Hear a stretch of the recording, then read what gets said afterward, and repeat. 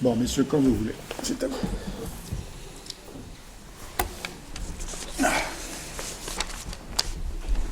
Bien.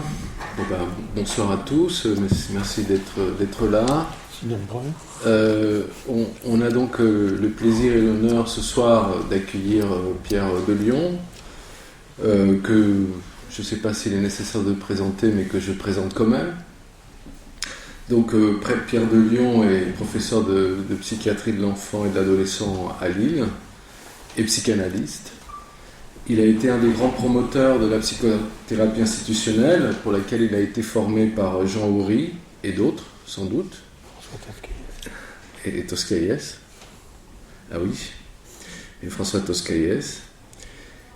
Il est un des défenseurs du soin psychiatrique des enfants autistes. Et il a mené, on peut dire, une véritable résistance pour essayer de sauver la pratique du packing, malgré les plaintes et les attaques des associations de parents.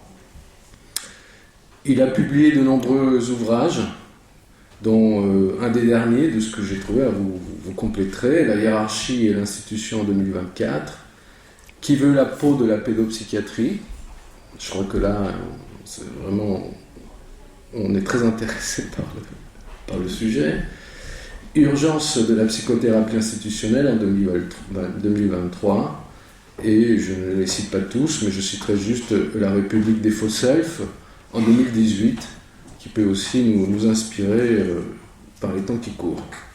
Voilà, donc entre ce travail d'écriture prolifique et ces séances de formation qu'il donne ici et ailleurs, on est très heureux de pouvoir l'accueillir ce soir pour nous parler donc au séminaire de Dune, de Frank Herbert, et je lui passe la parole. Merci Pablo. Bon, contrairement à mon habitude, je ne vais pas parler, je vais vous lire le texte que j'ai écrit.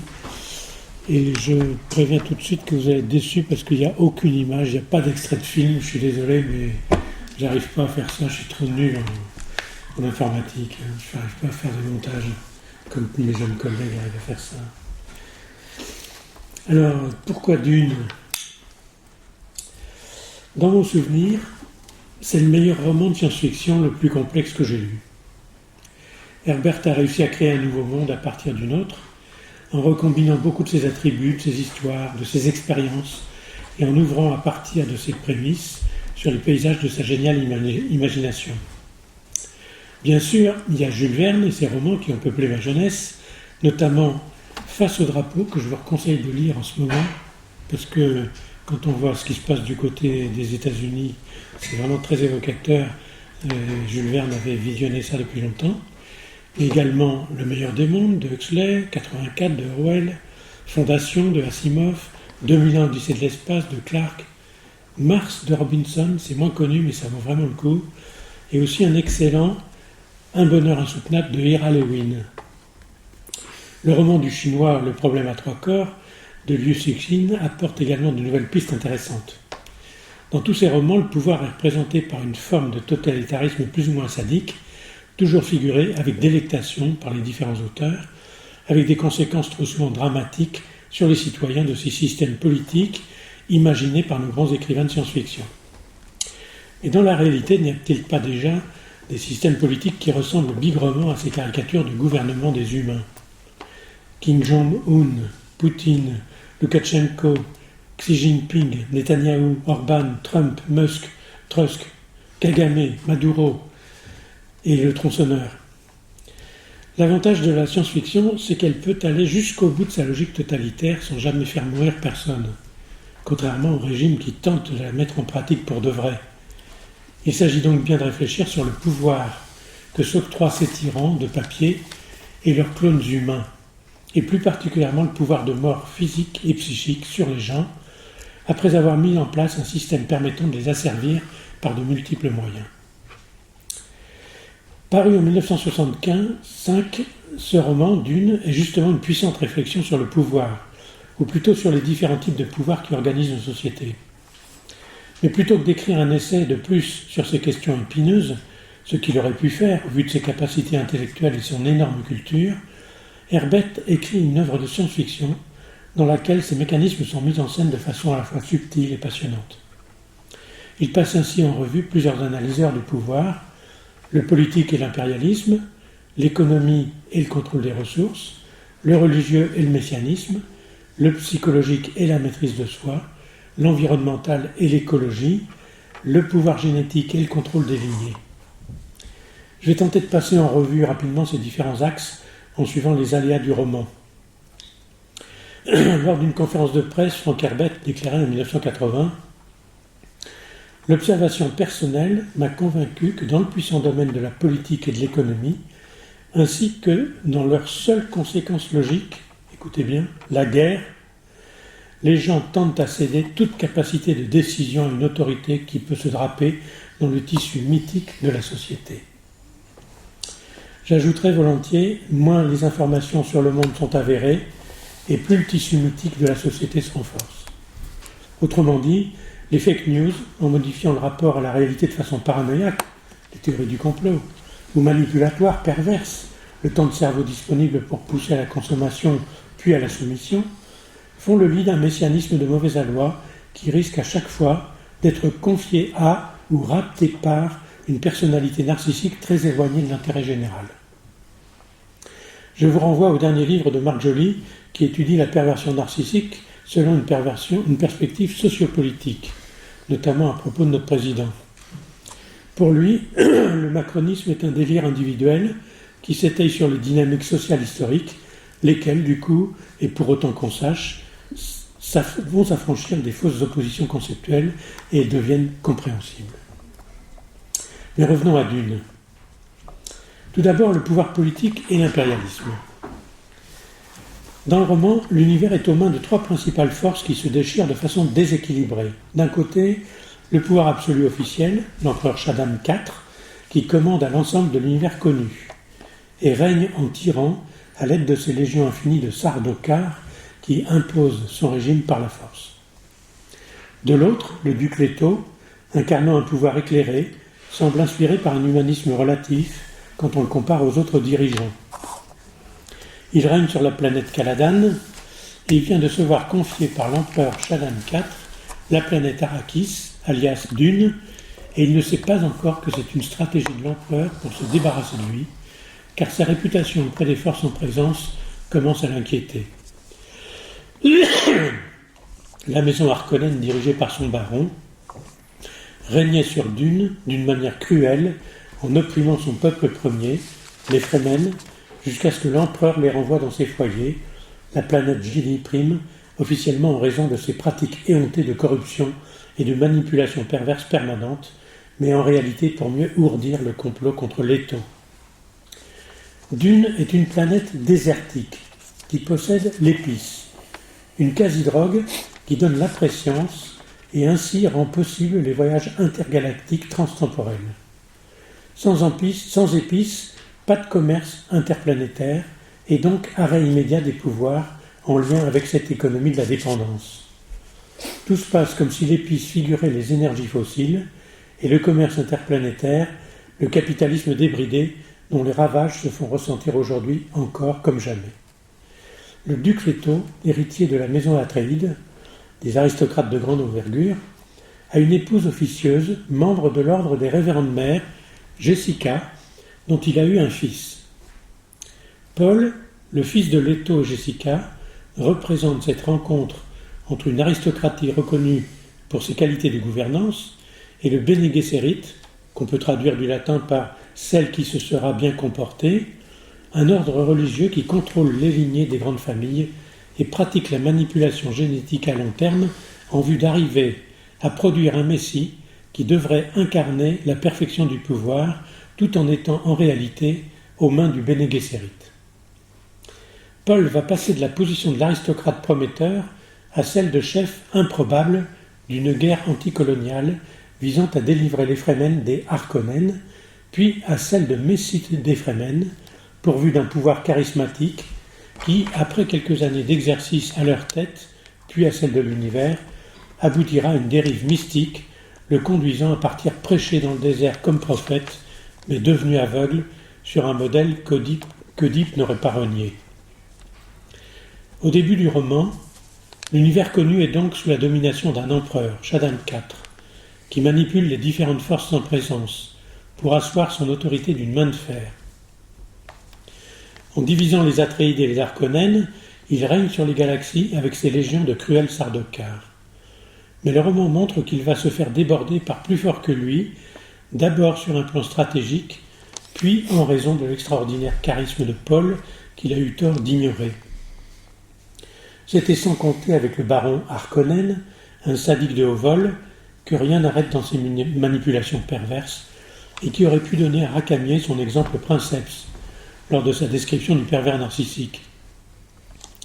Il disait « La pensée perverse contraint, empiète, pénètre, absorbe et dilacère, elle prend la tête, opérant insidieusement à la façon d'une grenade à fragmentation. » Ça c'est Racamier, c'est pas Herbert, d'accord. Le baron Harkonnen, donc, va organiser le meurtre du duc Leto et reprendre le contrôle de Dune, car la décision de l'empereur de lui retirer la planète productrice d'épices était un piège pour se débarrasser de Leto, trop populaire auprès des maisons du Landsraad, défavorable à Shaddam. On pense ici à Machiavel, qui pose les questions essentielles du pouvoir politique dans son fameux traité Le Prince, puis dans l'art de la guerre. Comment s'emparer du pouvoir, surtout comment s'y maintenir une fois qu'on y est parvenu, mais aussi comment fonder un État, et enfin comment définir les cruautés nécessaires. Machiavel, la cruauté bien employée est celle qui est faite en une seule fois, par nécessité de sécurité, et sur laquelle on n'insiste pas, mais qu'on convertit au profit des sujets. Les bienfaits doivent se faire peu à peu, afin qu'on puisse les goûter. Dans Dune, le baron Harkonnen incarne vraiment les mauvaises cruautés de Machiavel, celles sur lesquelles on insiste par sadisme. Mais ceci dit, bien longtemps après Machiavel, Marx nous a montré que tout système politique, y compris les psychopathologies des dirigeants, est surdéterminé par l'économie. Le pouvoir économique et le contrôle des ressources. L'économie est dépendante de l'épice. Or, seule la planète Dune produit l'épice qui permet aux pilotes de la guilde de franchir l'espace-temps, et ainsi de contribuer au commerce des honnêtes marchands entre les différents mondes connus. Donc celui qui a la planète sous sa coupe commande à l'ensemble de l'économie interplanétaire. Et Paul va découvrir peu à peu que l'épice est issue des vers des sables. J'ai vu qu'il y avait une photo de vers des sables ici. Là. Vous voyez, ces espèces de trucs qui font 500 mètres de long, qui ressemblent à un organe bien connu, des garçons, et qui se trimballent dans le sable avec des contorsions tout à fait intéressantes. Et donc Paul va découvrir peu à peu que l'épice est issue des vers des sables qui peuplent les déserts de Dune, et que s'ils se révèlent des monstres terrifiants, ils sont domestiqués en partie par les Fremen, qui les utilisent pour leur rite communautaire, y compris pour leur consommation sacrée de l'épice, mais également pour leur déplacement sur la planète. Chevaucher le ver est un des principaux rites initiatiques auxquels devra se livrer Paul pour accéder au rang de véritable Fremen. Nous apprendrons plus tard que pour devenir lui-même un ver des sables, et ainsi devenir l'empereur dieu de Dune, le candidat doit se laisser envelopper par les truites des sables à la manière d'un packing, conduisant à sa métamorphose. C'est la voie que choisira Leto II, le fils de Paul Atréide et de Shani, et ce ne sont pas ici les forêts de l'air secondaire qui donnent accès aux énergies fossiles, mais un processus vivant qui va du ver à l'épice. Donc qui contrôle les vers contrôle l'épice, et ainsi contrôle les voyages interplanétaires. Contrôler ces ressources précieuses permet d'accéder directement au pouvoir. C'est ainsi que Paul, devenu le chef des Fremen, va assécher la production d'épices et mettre à genoux l'Empire, qui, faute de pouvoir continuer à diviser pour régner, va devoir entrer en guerre contre les habitants de Dune pour relancer la production d'épices. Cette guerre dans laquelle les Atréides, les Fremen et les Vers des Sables sont coalisés, verra la défaite de l'empereur, et Paul, en épousant sa fille, Irulan, devient à son tour empereur de l'univers connu. Maintenant, c'est le pouvoir religieux et messianique. Notre héros devient ami de Stilgar, le naïf des Fremen, le chef des Fremen, et leur apprend l'art des combats auquel il n'avait pas encore accès. Il est alors reconnu par le peuple des Fremen et le peuple de Dune plus généralement comme le Messie qu'ils attendaient selon la prophétie. Il va les mener à la guerre contre Shaddam IV et une fois celle-ci gagnée, il va régner quelque temps comme empereur, hanté par sa découverte progressive de la préscience, qui lui fait entrevoir son avenir. Mais là de ce pouvoir, il finit devenu aveugle, par s'exiler dans le désert profond, en incarnant le rôle du prophète de djihad. C'est le mot que vous connaissez déjà par ailleurs. Entre-temps, il a eu une sœur, Alia, dont leur mère, Jessica, a accouché quelques mois après la mort du duc Leto. Mais pendant sa grossesse, elle a dû boire la liqueur de vérité faite à base d'épices, ce qui a conféré in utero à Alia des pouvoirs hérités des révérendes mères du Bene Gesserit au prix d'une fragilisation de l'enfant. Rapidement, elle est vue comme une abomination, à la fois psychiquement déséquilibrée, mais en même temps proche des forces mystiques de tous ses ancêtres, prompte à se réveiller dans ce contexte. Paul, en partant dans le désert profond, a cédé le pouvoir à sa sœur Alia, l'abomination, qui fera régner à son tour la terreur d'une théocratie folle sur ses concitoyens.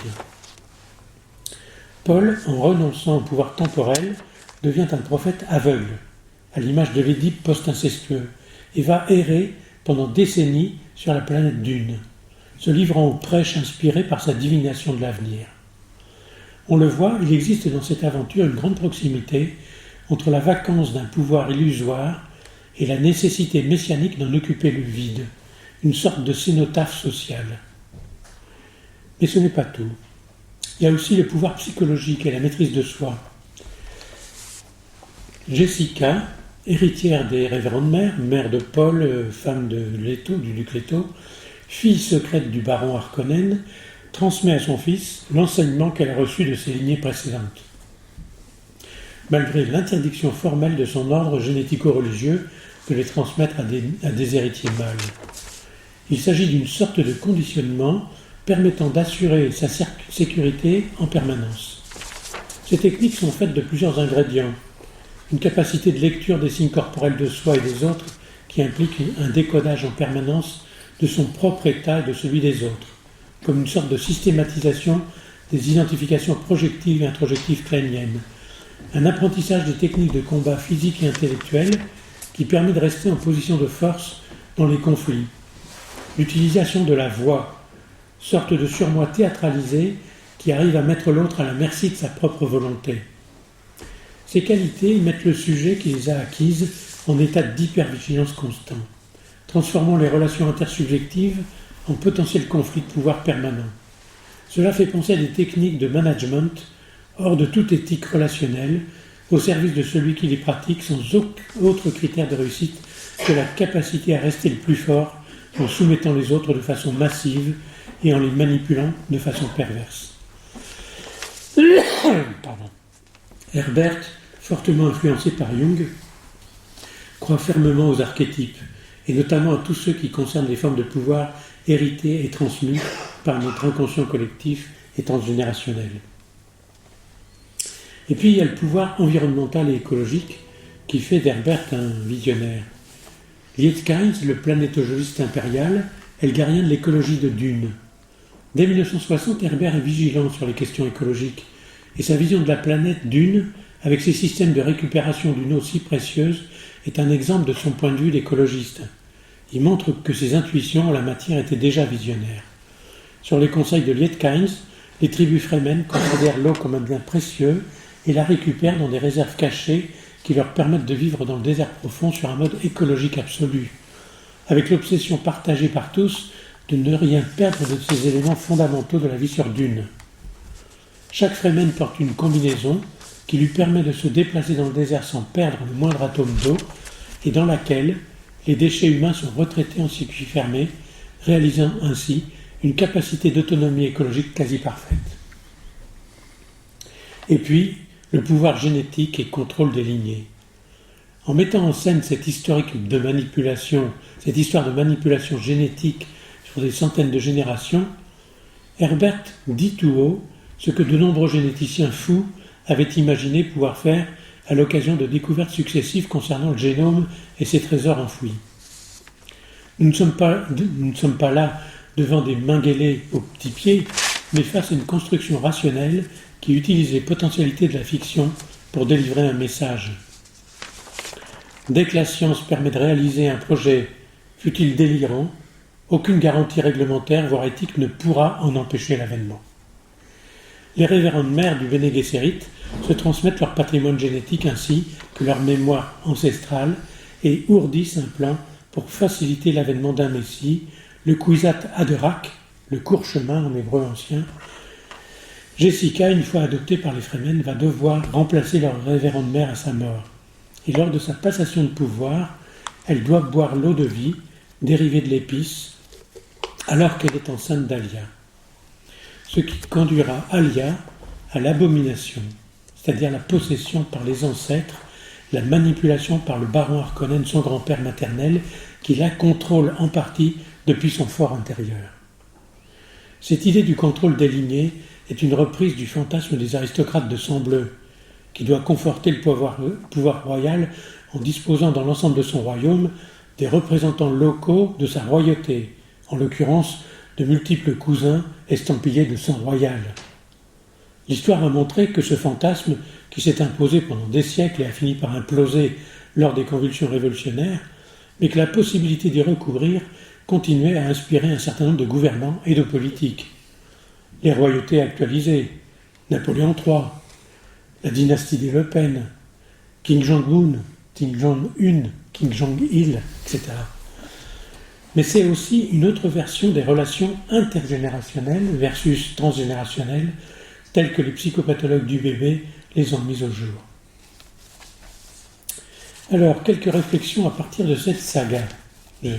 J'imagine que ceux qui ne l'ont pas lu sont déjà un peu perdus. Mais je vous avais pas demandé de le lire avant de venir, donc évidemment, vous le lirez après. Le pouvoir centralisé, quel que soit son type, tend à corrompre et à détruire. Chaque personnage, même lorsqu'il détient un pouvoir extraordinaire, Paul avec sa préscience, Leto II avec son règne d'empereur de Dieu, Dieu de Dune, finit par en souffrir, devenir victime de ses propres ambitions et conduire l'humanité dans des impasses dangereuses.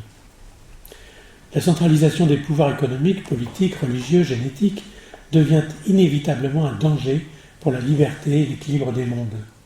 Tout se passe comme si le dictateur incarnait à ses propres yeux et à ceux de ses peuples la toute-puissance infantile par laquelle nous sommes tous passés et qu'il nous a fallu endiguer, parfois au prix de grandes souffrances personnelles, tout en intégrant ce que je propose d'appeler la catégorie philosophique de l'autrui.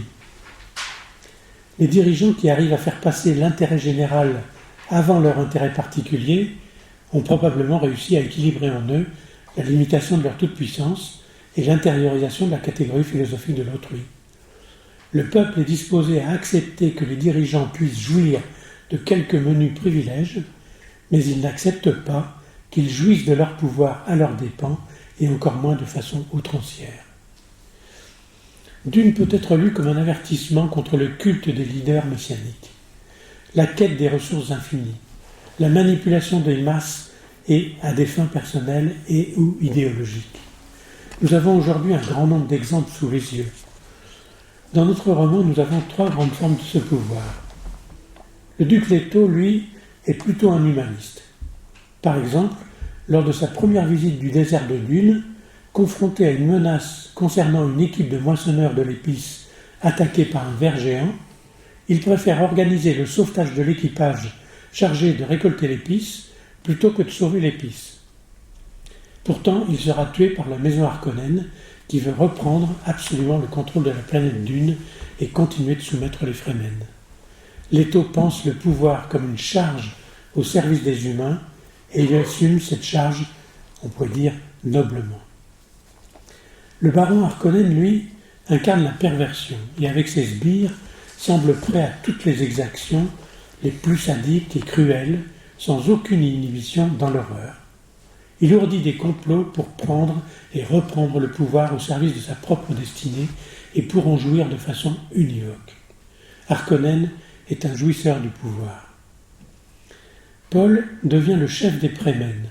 Il gagne la guerre contre l'empereur et ses alliés Harkonnen. Il épouse la fille de Shaddam IV, la princesse Irulan, mais une fois le pouvoir conquis, il s'en éloigne et devient un prophète mystique, appelant djihad. Il laisse sa sœur Alia, une abomination, devenir la régente d'une théocratie décadente. Il faudra attendre que Leto II vienne prendre le relais de son père et de sa tante pour entreprendre un nouveau voyage, le Sentier d'Or, qu'il conduira à une autre forme de tyrannie, un pouvoir hyper centralisé de la pensée télépathique.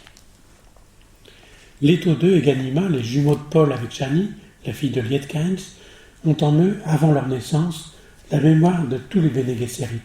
Et Leto II va se transformer en ver avec les truites des sables, le futur empereur-dieu de Dune. Ces poissons de sable vont se coller au héros et progressivement recouvrir l'ensemble de sa peau, modifiant ainsi son métabolisme et le transformer en empereur-dieu de Dune, figure transcendée du ver des sables. Je cite Herbert. « Il sentit que la truite des sables se faisait de plus en plus mince, s'étendant sur toute sa main, atteignant son avant-bras. Il en découvrit une autre qu'il plaça sur la première. En se rencontrant, les deux créatures s'agitèrent frénétiquement, leurs cils se soudèrent, et elles ne firent plus qu'une membrane unique qui l'enveloppait jusqu'au coude. Les truites avaient recouvert son corps à présent, il percevait l'écho de la pulsation de son sang contre la membrane vivante. Une énergie nouvelle se développa en lui, une excitation étrange se répandit dans tout son corps. Il dut lutter un moment pour repousser la membrane jusqu'à ce qu'elle forme un bourrelet dur, encerclant ses maxillaires et remontant jusqu'à son front, mais laissant ses oreilles découvertes. Que nous apprend Herbert dans Dune ? Pour lui, le pouvoir ne corrompt pas. C'est le pouvoir qui attire les personnalités corruptibles. De son point de vue, la responsabilité du peuple est de lutter contre toute dérive autoritaire et pour l'avènement d'une véritable démocratie sur le plan collectif et d'une éthique sur le plan de chaque individu. Plus les individus possèdent une éthique digne de ce nom, et moins les risques d'une dérive tyrannique sont élevés. Ce qui implique une éducation permettant d'accéder à cette éthique bien tempérée et des dispositifs d'information du peuple que seules les démocraties peuvent mettre en place. Or, nous voyons actuellement deux dérives majeures se produire dans notre monde contemporain. Le rôle énorme que jouent les fake news, dans l'assomption des pervers narcissiques qui nous gouvernent désormais en caricaturant la réalité, et à une montée en puissance de la religion, conforme à cette idéalisation déjà décrite par Melanie Klein, qui ne peut se développer qu'au prix d'un clivage avec le principe de réalité. Malraux n'avait-il pas déclaré, vers les années 1980, que le XXIe siècle serait spirituel ou ne serait pas. De plus, il peut arriver qu'une démocratie permette l'émergence d'une minorité aux fortes appétences de pouvoir, qu'une bureaucratie de l'évidence enchaîne progressivement les citoyens dans un processus anthropique, et qu'un totalitarisme soit l'aboutissement de ces dérives d'une démocratie pervertie. Tels sont les trois systèmes critiqués par Herbert dans Dune. Dans un système corrompu, où le pouvoir attire les personnalités corruptibles, un leader charismatique et un peuple volontaire ne suffisent pas à transformer le modèle en profondeur. La solution de Frank Herbert porte sur nos comportements et nos questionnements individuels. Il place l'éthique de chacun en position déterminante pour la réussite d'un processus collectif qui a pour nom démocratie, mais qui doit sans cesse être remis en question par tous, afin de pouvoir construire sereinement un modèle démocratique efficace pour nos descendants. Alors, pourquoi parler de Dune et de la science-fiction en tant que psychiste aujourd'hui ? Dans son dernier roman de science-fiction intitulé « Le ministère du futur », vraiment que je vous recommande, c'est absolument vertigineux pour nous, Kim Stanley Robinson, bien connu pour sa trilogie dystopique consacrée à la planète Mars, décrit un avenir proche dans lequel une nouvelle institution basée à Zurich, en Suisse, établie en vertu de l'accord de Paris sur le climat, est chargée de défendre les futures générations de citoyens ainsi que la vie en général, comme si leurs droits étaient aussi valables que ceux de la génération actuelle. Alors qu'il mène plusieurs projets ambitieux, le thème du changement climatique est jugé comme étant le plus préoccupant. Le roman décrit une route inattendue pour parvenir à une véritable protection de notre planète, constituée à la fois d'une justice et d'une solidarité entre les humains, et tenant compte des recommandations du GIEC. Et ce qui m'a le plus étonné dans la philosophie de ce récit, c'est l'importance accordée au retour à une démocratie digne de ce nom, faisant pièce au personnel politique incapable de mener une action résolue en faveur d'une écologie raisonnée, et aux lobbies payés pour laisser prospérer les possédants et leurs privilèges indus. Plutôt que de parler comme Frank Herbert de ce que la démocratie ne doit pas devenir, il nous indique une voie qui comprend la démocratie comme solution. Or, depuis quelques décennies, nous vivons dans un monde dont le sens nous échappe chaque jour davantage, alors que notre projet sociétal démocratique avait inscrit la justice sociale dans les priorités à soutenir et à cultiver pour son avènement. C'est précisément l'état actuel de notre post-démocratie menacée de déréliction que j'ai appelé la République des faux selfs. Au vu des derniers événements politiques, elle pourrait constituer un avers possible de la démocratie. Ces caractéristiques comportent la tendance désormais dominante à considérer l'image que le sujet donne de lui, le self, l'ego, le moi, comme plus importante que ce qu'il est et qu'il fait authentiquement.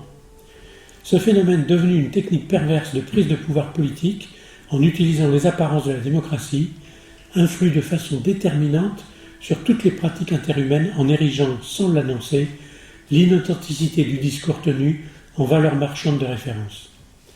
Il a, à ce titre, des effets délétères considérables sur toute la société et il convient aujourd'hui d'en comprendre les mécanismes afin de restaurer la notion de sujet dans l'homme et celle de respect du processus de construction de la subjectivité dans le développement de l'enfant. Alors, le contexte politique. Je m'approche du cœur du recteur. Toutes les pratiques humanisantes de la relation humaine sont impactées par l'évolution sociétale récente. Que ce soit l'éducation, la pédagogie, les soins, les pratiques sociales, la justice, toutes ces formes nécessaires de la vie en société sont atteintes par un virus qui ne connaît pour l'instant pas de vaccin efficace, celui de l'application bête et méchante des techniques de management prévues au départ pour l'industrie guerrière des années 1930, revues et corrigées par les perversions ordinaires du capitalisme renforcées par une mondialisation néolibérale sans aucune limite. Or, ces pratiques avaient reçu en héritage les avancées permises par les sciences humaines, depuis l'anthropologie jusqu'à la psychanalyse, en passant par la philosophie, la sociologie, l'ethnologie, la sémiotique, la psychologie, l'économie et bien d'autres sciences connexes que je ne saurais toutes citer ici. Grâce à toutes ces découvertes, une philosophie de travail s'était dégagée, réservant une large place au concept de liberté, de contrat, d'éthique et d'engagement. L'ambiance démocratique qui imprégnait ces recherches, ces réflexions et ces pratiques devenait peu à peu implicite, tant son évidence semblait aller de soi.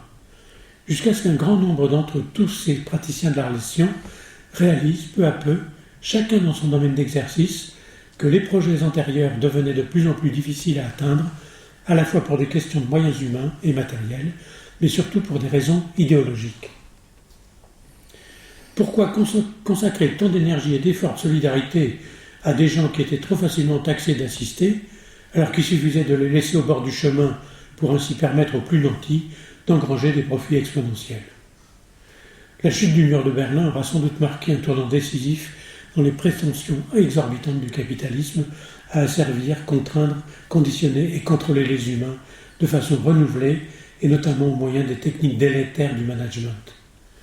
Ce faisant, ce sont toutes les pratiques basées sur l'humanité de la relation qui en ont pâti et se retrouvent aujourd'hui menacées d'un effondrement programmé au profit d'une poignée de jouisseurs obsédés du fric et du pouvoir, nageant comme des poissons dans les eaux glaciales du calcul égoïste, disait Marx, qui menace l'avenir de toute l'humanité et de notre planète.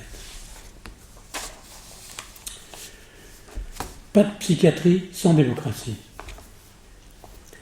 Dans cette perspective, les pratiques psychiatriques, profondément transformées par les concepts psychanalytiques et leurs extensions progressives à de nouvelles entités psychopathologiques telles que la psychothérapie institutionnelle les a réalisées, notamment dans le creuset de la psychiatrie de secteur, ont pu bénéficier des approches psychothérapiques qui sont venues renouveler les schémas antérieurs, régis par les concepts auxiliaires. Il importe d'articuler les découvertes récentes de la génétique et des neurosciences à celles des approches transférentielles des psychopathologies, et de les rendre complémentaires dans une visée d'ouverture sur la complexité. Et dans cette idée, toute pratique psychiatrique, même s'il intègre les avancées des premières, se doit d'accueillir les patients dans une écologie psychothérapique éclairée par les secondes. Mais cette ambiance psychothérapique peut-elle se déployer sans la présence nécessaire d'un système déocratique? Une psychothérapie peut-elle être conduite dans Dune? Le divan de Staline était déjà une réponse possible à cette question, ainsi que le travail de Heitor O'Dwyer de Macedo, le psychanalyste sous la terreur. À mon humble avis, une pensée de la psychothérapie, qu'elle soit individuelle, groupale ou institutionnelle, ne peut assurer son ancrage et déployer une inspiration nécessaire à son épanouissement que dans un tel système, bien qu'il ne soit pas à lui seul suffisant. En effet, la liberté de circulation des personnes, de la parole, de la pensée ouverte au concept d'inconscient, n'existe pas dans un système totalitaire, ou alors de façon cachée, temporaire et donc vulnérable. Le monde d'aujourd'hui fournit d'exemples qui viennent confirmer cette triste réalité. Or, le travail psychothérapique repose précisément sur la fluidité de la circulation des pensées dans l'esprit de ceux qui l'exercent et de ceux qui souhaitent en bénéficier, ainsi que sur la solidité et la pérennité du contrat social qui lie les personnes autour d'un tel projet. L'association libre, règle cardinale de la psychanalyse, est un des fondements du contrat dont la base est le contact pour permettre un cheminement psychothérapique. Mais la liberté de circulation de la parole dans la constellation transférentielle, telle qu'elle a été créée et théorisée dans et par le mouvement de psychothérapie rationnelle, en est également un autre exemple, non moins crucial, parce qu'il repose sur son fonctionnement collectif. En effet, un contrat se passe entre des personnes libres et éclairées, et ne peut fonctionner que si ces éléments nécessaires sont respectés dans la durée. Dans une société totalitaire, il n'est pas de contrat possible, sinon des contrats léonins ou des dictates, et donc leur lot de l'âge d'énonciation. Face à ces dérives potentielles, le recours au droit est une des garanties fondamentales de la démocratie. Et lorsque le fonctionnement démocratique est mis en question, ou qu'il devient problématique, au point que certains parlent de post-démocratie ou de démocrature, ce sont toutes les institutions pourtant indispensables à son maintien, notamment celles des services publics, qui sont mises en péril. Les institutions de la démocratie permettent de satisfaire aux besoins de la population en tant que peuple, ensemble de personnes régies par le politique, par des décisions communes qui instituent une égalité de justice entre citoyens en lieu et place de la loi du plus fort ou du plus cruel ou du mieux nanti. Apprendre, se cultiver, être soigné, être informé, être défendu, être libre de s'associer avec d'autres, croire ou non à une transcendance, avoir recours à une justice, avoir un toit, accepter les différences, etc., en sont autant d'occurrences. Mais toutes ces inventions de la démocratie ne peuvent être pérennisées que si le fonctionnement politique est suffisamment désintéressé, c'est-à-dire incarné par des représentants du peuple qui situent le commun, comme le disent Dardot et Laval, au-dessus de leurs propres intérêts. Frank Herbert, dans son roman Fleuve, Dune, nous présente les différentes dérives possibles qu'un ou des peuples et son ou ses dirigeants peuvent emprunter jusqu'à l'absurde. Gageons que ces folies du pouvoir puissent être contenues par des forces en faveur de la civilisation, c'est-à-dire, s'il en suit Freud dans sa réponse à Einstein, toutes celles qui contribuent à une œuvre de culture. Et Babylone en est une. Merci de votre attention.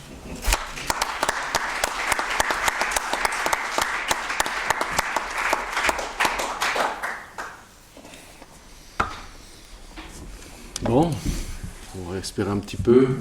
En vous écoutant, je me suis souvenu qu'on avait ensemble, en tout cas, et un certain nombre d'autres, organisé un colloque dont le titre s'intitulait « La psychiatrie survivra-t-elle au néolibéralisme ?» C'était en 2016. Voilà. En conclusion, avec Jacques Hockman. Voilà, donc chacun fera ça. En tout cas, on posait des questions à l'époque. Peut-être on a un début de réponse aujourd'hui. Alors, Donc, effectivement, vous nous avez présenté un texte très, très dense et structuré. Dans la discussion, je vais y aller par petites touches. Mais peut-être que mon idée, ça serait un peu l'inverse de la vôtre, mais c'est juste pour la discussion, bien sûr. Et je me demanderais, au fond, si... finalement, et là je parlerai de la psychanalyse, je ne dirais pas la psychothérapie, est-ce que finalement la démocratie n'est pas possible à partir de l'existence de la psychanalyse? En tout cas, je le dirais, disons, un peu à l'envers, même si vous avez parlé de la psychiatrie, et que je n'étais pas en désaccord avec ce que vous avez dit sur ce point concernant la psychiatrie. Pour essayer de répondre à cette question, peut-être je vais essayer d'adopter une lecture structurale, bon, sans prétention évidemment quand je dis ça, puisque au fond je ne fais que suivre les inspirations de Frank Herbert. Donc Frank Herbert est journaliste. Et donc c'est pour répondre à une commande qui s'intéresse à des dunes qui étaient situées dans l'Oregon. Il fait une enquête très poussée et ça le passionne tellement qu'il accumule beaucoup de matériel et il commence à avoir justement à s'interroger sur la question écologique. Hein. Disons que au travers de cette enquête, il semble découvrir à ce moment-là les enjeux de la désertification. Par ailleurs, il est très inspiré par Jung. Donc il découvre la psychanalyse jungienne au travers d'amis. Il se serait plus ou moins, en tout cas, essayé à la psychanalyse, je ne sais pas trop. Mais en tout cas, il revendique cette influence importante. L'autre chose aussi, l'autre touche que je voudrais apporter pour aller un peu plus ensuite sur la structure, c'est que visiblement, dès ses premiers écrits, il est très intéressé par la question finalement de libre arbitre, de la liberté et donc du contrôle, hein, du contrôle psychologique, du contrôle mental. Un de ses premières nouvelles qu'il publie donc dans un magazine, c'est une histoire de boucle temporelle dans laquelle un personnage est pris au piège et qu'il va essayer justement de se libérer de cette boucle temporelle. Ça, c'était en 1952. Son premier roman, c'est Le dragon sous la mer. Le dragon sous la mer raconte l'histoire d'un psychologue qui est envoyé dans un sous-marin où ils sont 4 personnes à être dans le sous-marin. Ce sous-marin aussi est situé dans un futur hypothétique dans lequel les différents pays, donc là ici c'est les États-Unis vis-à-vis de ses ennemis, se font la guerre pour du pétrole. Ils se pillent mutuellement les forages, les récoltes de pétrole, et ils le font ça sous la mer. Et donc ce psychologue, qui est le héros principal de ce roman, Le dragon sous la mer, en 1956 donc, est chargé d'essayer de comprendre pour quelles raisons les 20 dernières missions finalement été un échec avec la perte des sous-marins et des équipages qui se seraient donc entretués. Son travail, son étude, c'est en fait une sorte de travail de thriller psychologique d'un huis clos dans cette ambiance de menaces permanentes, d'ennemis invisibles, où finalement l'équipage est gagné par une paranoïa collective et qui, jusqu'à l'intervention de ce psychologue, Ramsay, se sont finalement entretués. Je trouvais intéressant en tout cas de noter que il y avait les thématiques de Herbert qu'on retrouve dans Dune, et on peut se dire que la dimension paranoïaque est sans doute aussi un des éléments qui constituent, on va dire, l'étude de Dune. Mais évidemment à une autre échelle. Il faut se souvenir que toute cette période-là, les années 50, les années 60 aux États-Unis, il y a une ambiance quand même un petit peu particulière, entre autres les meurtres, enfin il y a le macartisme, et ensuite donc la guerre froide, bien sûr, il y a le meurtre de Kennedy, donc ça c'est en 61, et la lutte pour les droits civiques, puisque c'est en 1955 que finalement la Cour de justice décrète finalement inconstitutionnelle la ségrégation raciale, mais pour autant il a fallu que Martin Luther King et Rosa Parks et les autres se battent pour obtenir des droits. Donc ça c'est un petit peu l'ambiance, on va dire, paranoïaque, si je puis dire, même si je ne suis pas sûr que ce soit passé, mais en tout cas, il y a une connaissance de cela. L'autre élément qui me paraît aussi intéressant et que vous avez tout à fait rappelé, c'est que, effectivement, c'était l'intention de Frank Herbert, il le dit très clairement, dans Dune, de faire une étude sur la question du pouvoir, mais j'ai entendu une des interviews où il disait qu'il n'aimait pas trop finalement d'être catégorisé que son livre soit catégorisé comme science-fiction, puisque lui, il aurait voulu finalement qu'on considère que c'était un essai sur la religion. Alors, l'essai sur la religion, même si on voit que, en tout cas, je le dis tout de suite, mais c'est vrai que c'est une religion politique, ou une politique avec un accent religieux, puisque dans Dune, on ne parle pas de Dieu. On parle effectivement de la croyance, on parle de l'élu, etc. Donc on voit un certain nombre de références à des choses qu'on connaît, de la religion, mais il n'est pas question de Dieu à ce moment-là, en tout cas dans le livre. On parle effectivement du djihad.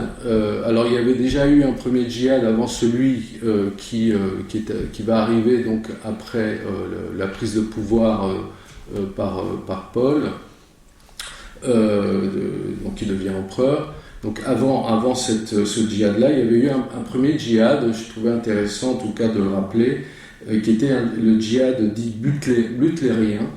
C'est comme ça que Herbert l'appelait, où en fait les hommes avaient dû se battre contre les machines pour recouvrer leur liberté, puisqu'ils étaient contrôlés par les machines.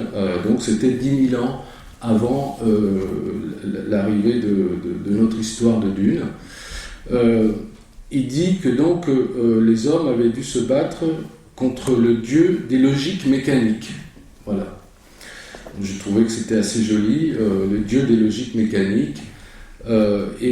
Comme Maurice m'avait déjà demandé de discuter sur le neuromancien l'année dernière, où justement au contraire c'était le mariage des hommes avec les machines, j'ai envie de dire qu'ici on se situe bien après, on essaie de se débarrasser des machines, et d'ailleurs vous ne l'avez pas dit, mais un des personnages qui est intéressant aussi, c'est qu'une fois qu'on s'est débarrassé des machines, il a fallu les remplacer. Et donc, on a créé, conditionné des individus à devenir des mentates, ça s'appelle comme ça dans Dune, des mentates qui sont censés un peu faire des calculs, avoir toujours un peu des approches très objectives, un peu comme Spock dans Star Trek, un peu quelque chose comme ça, et pour remplacer les machines. Voilà. Donc c'est vrai qu'en tout cas il y a une galerie de personnages et que parfois on retrouve ici et là effectivement la préscience de Herbert et on a l'impression que des fois un certain nombre de nos administrateurs pourraient être considérés comme des mentates, même s'ils sont plutôt sympathiques, les mentates dans Dune. Les administrateurs, pas tout le temps. Non, peut-être pas assez. Enfin, on va pas parler de l'IMM ce soir. Donc, l'autre effectivement, Ce qui est intéressant effectivement dans Dune, c'est que on peut lire Dune de plein de façons différentes. Bien sûr, cette histoire, on peut la comprendre de plein de façons différentes. Et j'y reviendrai, mais évidemment, c'est intéressant de voir l'interprétation de Villeneuve, je parle des films, de Dune, et la différence avec l'interprétation de Lynch, même si on sait que Lynch n'était pas David Lynch, à qui il faut rendre un petit hommage ce soir, qui n'était pas très content du film qu'il avait produit, mais néanmoins, on voit que Lynch, comme il fait d'habitude, il va aller chercher de l'archaïque, il va aller chercher les éléments les plus psychotiques, alors que Villeneuve, il surfe sur une sorte de névrose hollywoodienne, esthétique, voilà, très hollywoodienne, et si on compare effectivement les deux, on peut se dire que on peut avoir deux différentes lectures de ce roman. On peut le voir comme un roman initiatique de ce jeune Paul qui devient adulte, et on peut voir aussi on peut le lire aussi comme une sorte de référence un peu à un mythe grec, puisque Paul, le nom de famille, c'est Atréides, donc on entend en tout cas la famille des Atrides. On a parlé effectivement d'Oedipe, où on voit qu'il s'inspire aussi donc chez les Grecs. Il s'inspire évidemment des mythes, si je puis dire, en tout cas pris comme cela, de la religion, avec toute cette dimension messianique, de l'attente de l'élu, de celui qui va libérer le peuple du désert, qui s'appelle Fremen, mais bon, c'est Freeman, bien sûr, enfin c'est Freeman en tout cas, on voit qu'il est dans tous ces petits jeux de mots. Et puis donc, et ce qu'il faut, voilà, et si on revient justement sur cette dimension, enfin sur cet intérêt de Jung, pour Jung, en fait, Jung, en tout cas, il a repris deux notions importantes de Jung, c'est la notion d'inconscient collectif et la notion d'archétype. Donc l'inconscient collectif pour Jung, tel que finalement l'illustre Herbert dans Dune, c'est finalement tout ce récit des Bene Gesserit, c'est-à-dire comment finalement cette congrégation a préparé l'arrivée de l'élu, du Quetzalderat, en distillant auprès de la population des Fremen l'idée que cet événement allait arriver un jour. Donc l'inconscient collectif, c'est ça. L'inconscient collectif, c'est quelque chose qui serait dans notre inconscient et qui serait là à notre naissance. Par rapport justement à cette dimension d'inconscient collectif, sachant justement qu'on est constitué de ce type de contenu psychique, en tout cas de récits mythologiques qui vont nous pousser finalement à croire certains leaders. C'est ce qu'il dit dans une des conférences de presse que vous avez un peu rappelé, mais je le redis là. Son message, c'est « Ne faites pas confiance aux leaders pour avoir toujours raison ». Voilà. Donc c'est ça qu'il essaye de faire, Herbert.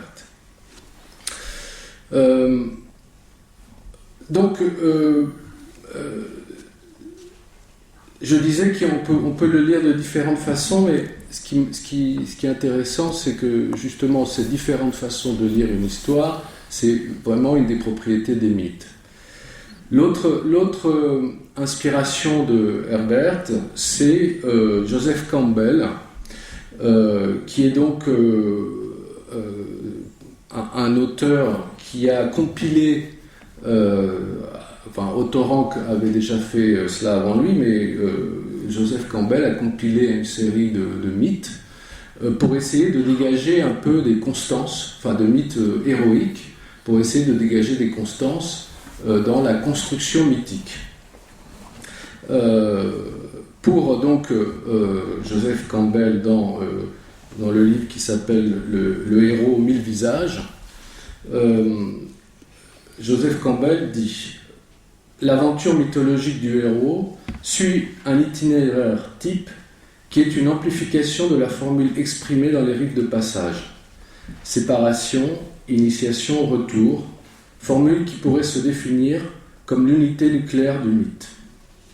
Voilà. Et on reconnaît vraiment dans cette description de Campbell vraiment la structure du récit de Dune. Avec, en plus, en s'inspirant aussi de la mythologie religieuse, si je puis dire, la place de la symbolique du désert et de l'idée finalement qu'il y a un élu qui va sauver ce peuple du désert.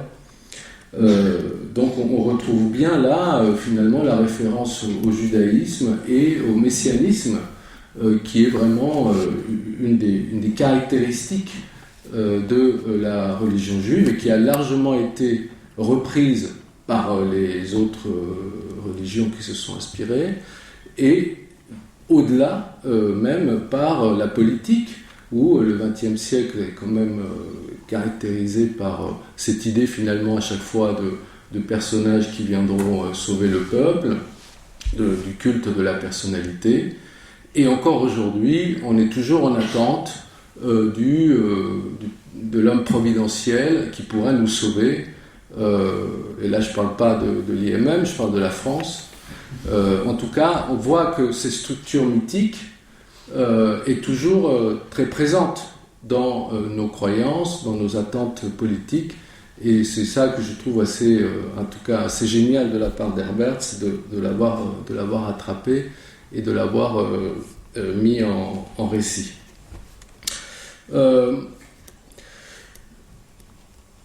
Mais voilà, donc ça c'était pour parler un petit peu justement de la dimension mythique qu'il y a dans ce livre et comment ça s'est construit. Et on voit quand même que tout le monde a pompé largement. Enfin, Star Wars. C'est vrai que moi, quand je n'avais pas lu Dune, mais quand j'étais voir le film, je me suis dit, mais c'est curieux, j'ai l'impression que tout ça, je l'ai déjà vu. Donc ça, c'est, je pense, la dimension mythique, mais aussi le fait que tous se sont inspirés, Star Wars, même Matrix, toujours cette idée comme ça, en tout cas, tout le monde, enfin, ce qui donne aussi a posteriori l'importance du livre dans la science-fiction. Voilà, l'autre élément aussi qui participe du mythe, c'est évidemment de situer cela dans un temps tellement lointain que finalement ça donne un côté intemporel, ce qui est vraiment une caractéristique des mythes.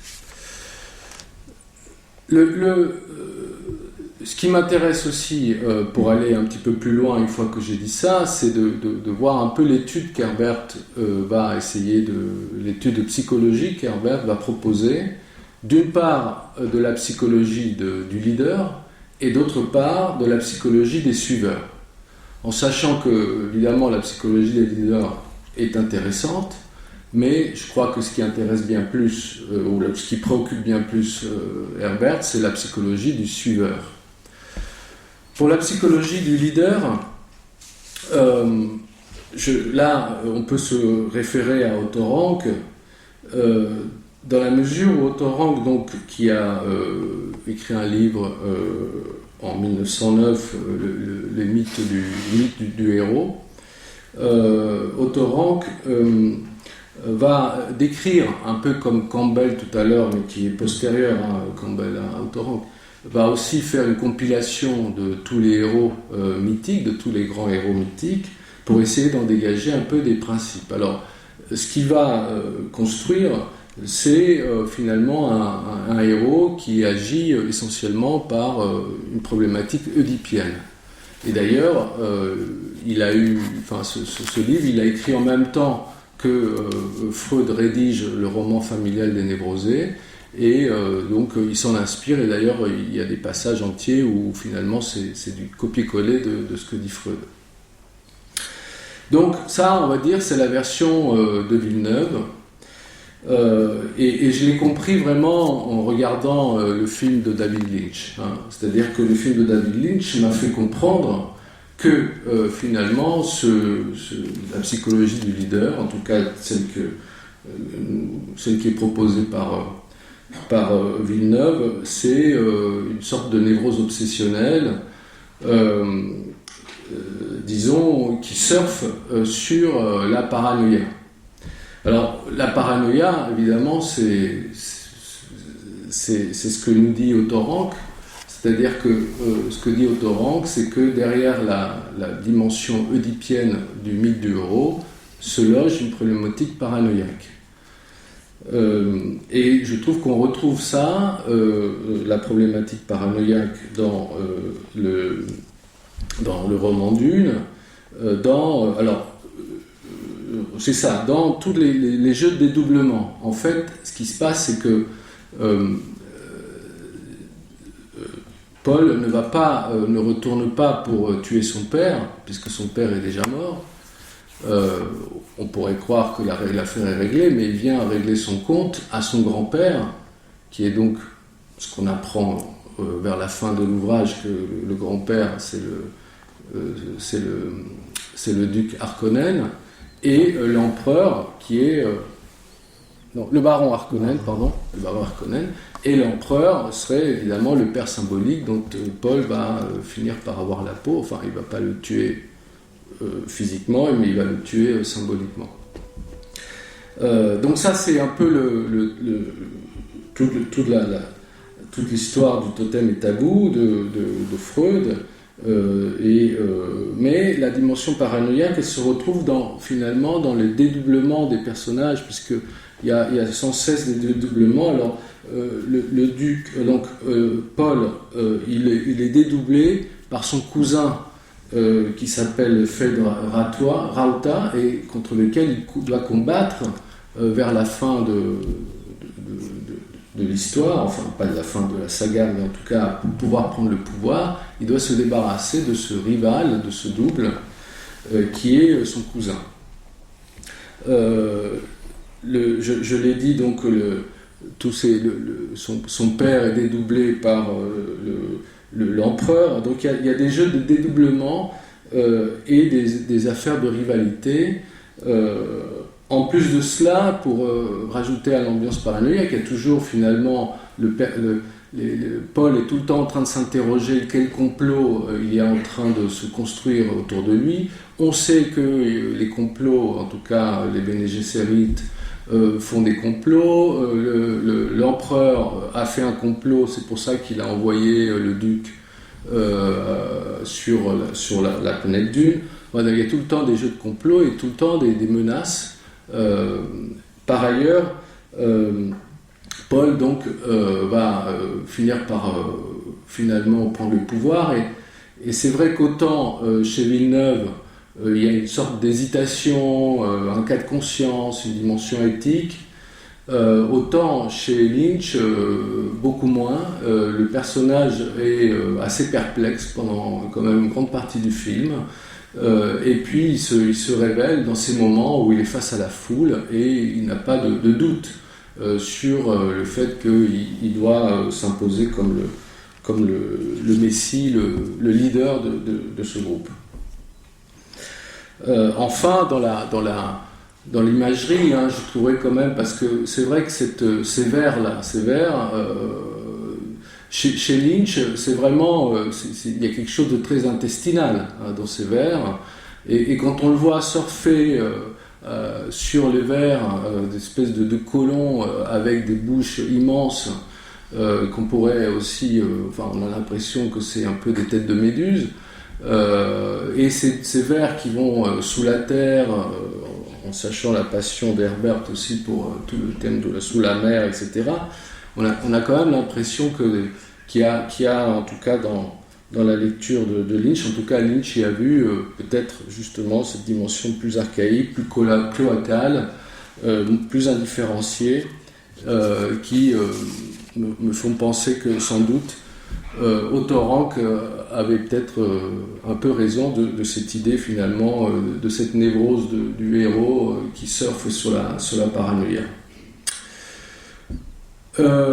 Donc j'en viens à parler de la psychologie des suiveurs, et qui est le point peut-être le plus important pour Herbert. Donc Herbert repère bien la structuration messianique qui donc a construit la mythologie non seulement des religions mais aussi de la politique, je disais tout à l'heure. Attendez,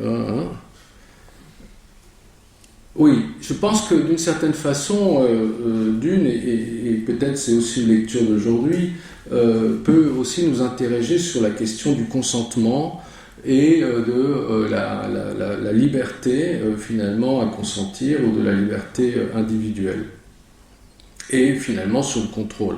C'est vrai que les personnages, en tout cas quand on voit tous les jeux de manipulation, comment on essaie toujours d'influencer les autres, et d'ailleurs le personnage principal, Paul, se pose tout le temps la question de avec qui faire alliance, contre qui, donc on est tout le temps dans des jeux de manipulation, des jeux des rapports de pouvoir, mais de façon plus triviale, comme on l'a rappelé tout à l'heure, effectivement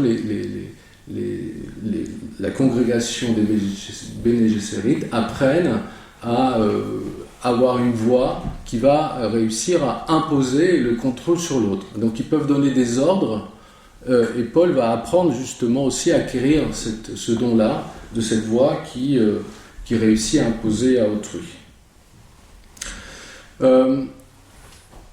Par rapport à cette psychologie du suiveur, on doit forcément se référer à Freud et à son analyse dans la psychologie des foules et l'analyse du moi de 1921.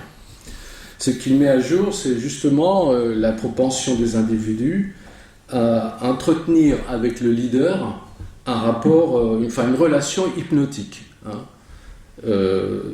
Donc toute l'analyse de Freud, c'est de partir de l'idée que sans doute l'état amoureux peut être assimilé à un état hypnotique, mais ce qui est particulier dans le rapport à l'idéal, au leader, c'est que c'est un rapport amoureux, on va dire, avec l'idéal du moi. C'est comme ça que le dit Freud, et c'est pour lui la structure de l'hypnose. C'est l'hypnose, c'est que le thérapeute réussit à incarner cet idéal du moi, et à ce moment-là se met en place une relation hypnotique. Relation hypnotique qui fait que le sujet est prêt à sacrifier son moi pour l'idéal. Mais ce qui est le plus intéressant de se rappeler, c'est les façons que Freud propose d'y résister justement à cette tendance hypnotique. Alors, je ne l'ai pas dit là, mais ce que le préalable, on va dire, en tout cas dans l'analyse freudienne, c'est de considérer que ce qui est en jeu, c'est le courant tendre dans la relation hypnotique, et non pas le courant sensuel. Ce qui va lui permettre justement de considérer que l'état amoureux, avec justement toute cette partie d'investissement sexuel, libidinal, va être une façon d'éviter justement ce genre d'investissement, de surinvestissement dans les effets d'une relation hypnotique. D'ailleurs, William Reich, en 1933, qui donc avait écrit un essai sur la formation des masses et du fascisme, disait que finalement la sociologie et l'histoire ne suffisaient pas à comprendre la formation de foules qu'il considérait comme étant désexualisées. Pour lui, pour pouvoir justement obtenir cet effet de foule désexualisée du fascisme, il fallait la préparer par une répression sexuelle très, très intense dans l'enfance, dans l'éducation.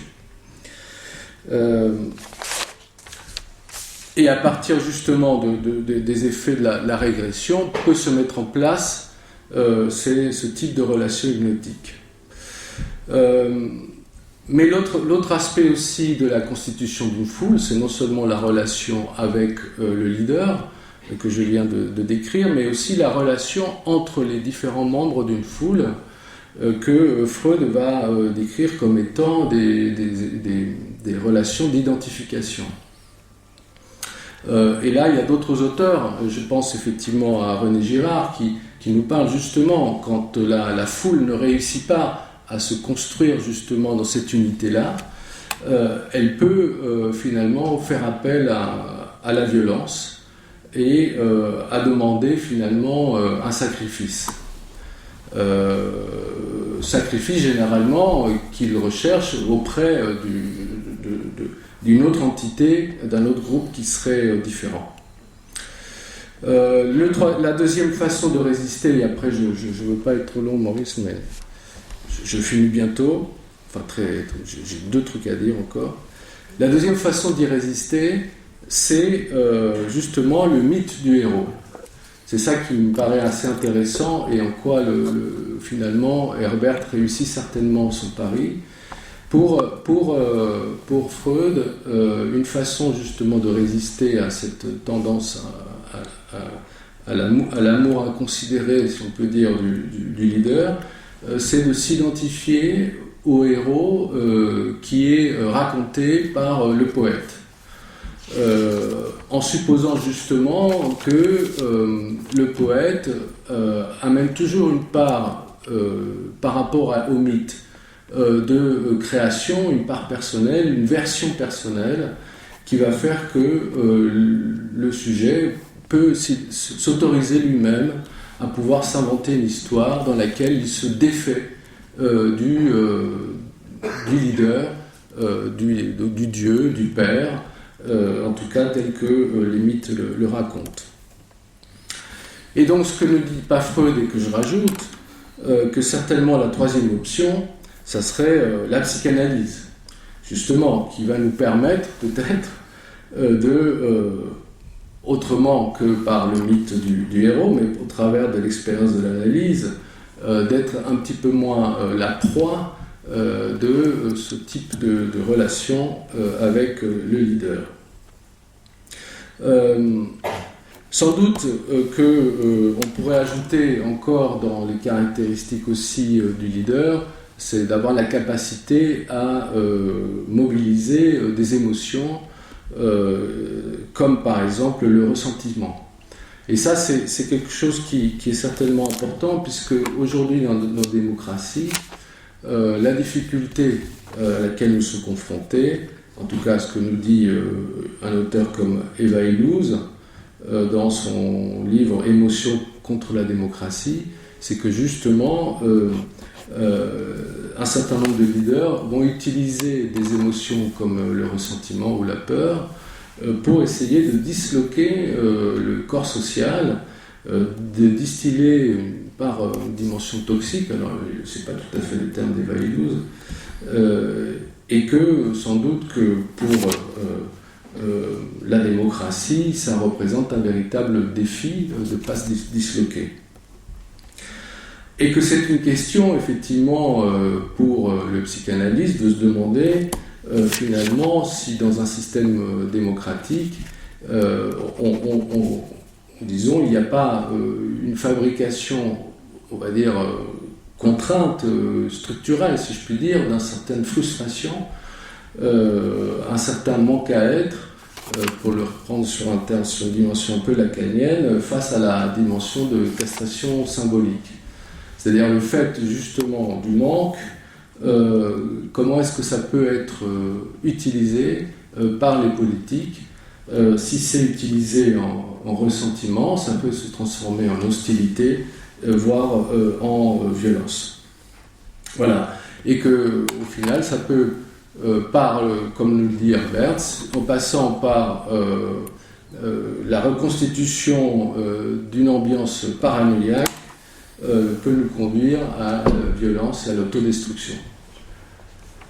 Donc, je vous fais cette question, enfin, voilà, après ce long développement, voilà, je voulais avoir un petit peu votre avis sur justement ce que nous enseigne la psychanalyse ou ce que la psychanalyse peut nous apporter pour justement supporter en quelque sorte la démocratie.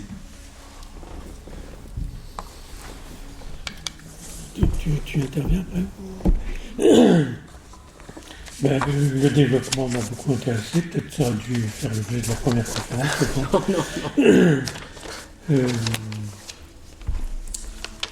Quand Pinel lance le traitement moral, on appuie sur les épaules des encyclopédistes, il pratique, disons, la première forme de démocratie pré-freudienne. Hein, il horizontalise quelque chose qui était le gardien et le prisonnier. Il le transforme en assis chacun dans un siège et on est en train de parler de qu'est-ce qui pourrait permettre que vous arrêtiez de dire à tout le monde que vous êtes halluciné, parce qu'à chaque fois que vous le dites, les gens vous considèrent comme fou. Et donc là, il y a une première forme qui hérite des penseurs du XVIIIe siècle qui ont essayé de penser ce qui va donner la révolution. Donc une première forme, disons, simplex de démocratie. Et puis ça donne lieu à Esquirol, et Esquirol, ça donne lieu à l'asile. C'est-à-dire, puisque c'est comme ça, il suffit de le généraliser, et on voit bien que tant qu'on n'a pas compris qu'il y a un autre domaine qui surdétermine la volonté de chacun des sujets, ça va faire l'asile. Donc il y a Freud qui arrive, 1856, avant la nouvelle de 1956 de Herbert, et qui introduit l'idée que il y a derrière la volonté qui est cultivée pour faire la démocratie simplex, il y a la surdétermination par les inconscients de chacun. Alors c'est là que toute l'importance de cet écrit, disons, socio-anthropologique de Freud sur les psychologies des foules et l'analyse du moi est très importante, puisque finalement, dans la foule lobonique, on pourrait dire, on est chacun, comme dans une classe de l'instituteur de la Troisième République, on est chacun en lien avec un institut qui vous apprend à chacun, les gamins, ils sont 30, mais ils sont chacun en relation avec l'institut. Et donc, ils ont l'idée que les autres sont tous pareils dans une sériation presque sartrienne, une relation avec le même institut. Et donc, le leader fonctionne avec 30 personnes qui sont dans l'impression qu'ils sont chacune à égalité avec l'institut, dans le rapport hiérarchique avec lui. Et dès l'instant où Freud fait son travail sur toute la création de la psychanalyse, mais notamment dans l'analyse du moi, ce qui va compter, et c'est ça qui fonde à mon avis l'intérêt de la thérapie de groupe et tout ce qui va en découler, c'est le fait qu'il s'agit de déconstruire ce qui fait les particularités de chacun, sa singularité, et de ne pas considérer qu'on est tous des pareils avec le leader, mais qu'on est tous des différents, et que c'est ça qui construit la richesse du groupe, et qui va constituer la position d'un leader, non pas en position de tyran, mais en position de leader. Donc voilà, il me semble que quand vous dites de façon apparemment provocatrice, c'est la psychanalyse qui fonde la démocratie, moi je trouve que c'est pas provocateur. En fait, c'est une démocratie plus complexe que la première démocratie révolutionnaire. Et cette démocratie plus complexe, c'est bien ça qui est mise en péril actuellement. Par cette espèce de choc qu'on nous fait subir, nous, c'est ce que j'ai essayé de décrire dans mon dernière partie, qu'on essaie de nous faire subir, qui consiste à dire votre liberté individuelle, vos particularités, vos traits uniques, dirait Freud, ou traits unaires, dirait Lacan, je m'en contrefous. Ce qui m'intéresse, c'est la statistique générale. Et donc, le protocole qu'on va tirer de la statistique générale, c'est ça qui va s'imposer à chacun des individus, et donc le mettre dans une position à nouveau d'un sujet qui est en fait un objet du tyran, et qui n'est pas un sujet de son désir et tout ce que Freud nous a apporté. Alors voilà, il me semble que de dire que la psychanalyse aide au fonctionnement de la démocratie et à introduire une dimension qui complexifie le problème de la démocratie, certes, mais en même temps, c'est aussi une de ses solutions. C'est pour ça que je pense que de défendre, disons, la psychopathologie transférentielle au sens large, c'est quelque chose qui est éminemment démocratique comme processus. Voilà, en très très résumé, une approbation de votre position. Merci. Très bien. Comme vous le savez, le séminaire Babylone, Psychanalyse et Littérature est le dernier endroit où on donne la parole à la salle. Encore dans un esprit faut-il démocratique. que celle-ci l'apprenne et pose la question qui le tourmente, ce pourquoi il est venu ce soir, avoir une réponse à une question que ce roman a révélée. Si évidemment la salle ne réagit pas, très rapidement nous allons reprendre la main. Je me permets de dire quelque chose. Ça va alors, ce qui était intéressant, dans le fond, c'est, je dirais, quand vous passez de cette étude de Dune à quelques, on va dire, avancées tout à fait contemporaines sur la compréhension de ce qui est en train de se passer. Et cependant, j'ai l'impression, quand vous faites ça, que ça se passe avec une culture qui pas l'actualité que je vois comme intervenant dans notre façon de penser. Par exemple, le grand souci que vous exprimez sur la question de la démocratie et sur la question du politique, dans le fond. Si on reprend cette question-là, la démocratie, le politique, ça se fonde sur le langage. C'est bien par une organisation du langage, par un espace de langage, ce qui est un psychanalyse aussi, un espace de pensée que quelque chose va se structurer. Or, ne semble-t-il pas qu'actuellement, ce langage soit, comment dire, attaqué par des systèmes d'utilisation, par des systèmes de communication qui, alors on parlait de perversion, qui pervertissent le champ du langage pour en faire non pas quelque chose d'un échange signifiant, mais quelque chose, par exemple, d'une utilisation quantitative. Et ça, je dirais, ça remet en question fondamentalement ce qui fait démocratie, me semble-t-il. C'est la question que je voulais vous poser. Oui, tout à fait d'accord avec votre analyse. Ce qui m'a intéressé notamment dans le commentaire qu'a fait Pablo, c'est le fait qu'il met le doigt sur le fait que dans le peuple en général, il y a une question qui est passée sous silence, donc sous langage apparent, c'est celle de l'archaïque. Et dans le développement de chaque petit être humain, c'est le passage de son vécu archaïque, notamment de ses angoisses, vers le langage qui constitue le processus civilisationnel. Et on voit bien qu'aujourd'hui, le recours à tout ce que tu as rappelé comme utilisation faite par certains politiques du ressentiment, de l'hostilité, etc., c'est le fait d'utiliser les angoisses archaïques que vivent les gens pour les mettre dans une forme de langage qui serait digne d'Orwell, alors que la psychanalyse les mettrait dans une autre forme de langage qui n'est pas dictée par le haut, mais qui vient par l'interaction entre celui qui éprouve ces angoisses et celui qui les accueille. Et qu'ensemble, ils peuvent dire je sens bien que tu ne peux pas franchir le seuil de la porte parce que tu as peur de tomber. Est-ce que si je te tiens la main à ce moment-là, tu vas pouvoir passer? Et à ce moment-là, le petit toutiste, on appuie sur ce langage échangé, va éventuellement pouvoir franchir ce seuil de porte. On voit bien que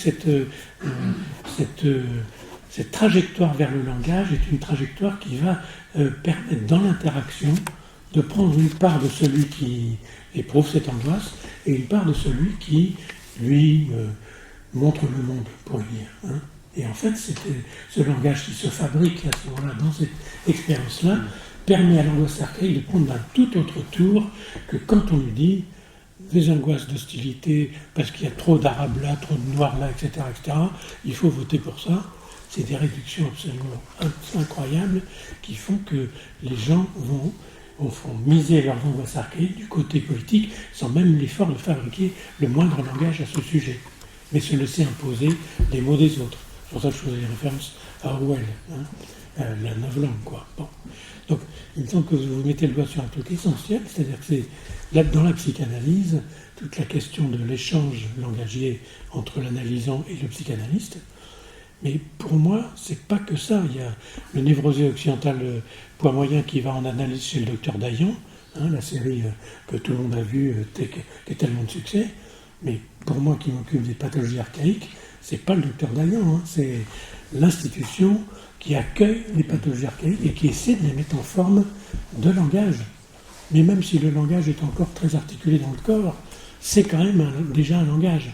Et c'est tout ce langage-là aussi auquel vous faites peut-être allusion, en tout cas pour moi, qui a beaucoup d'importance aujourd'hui.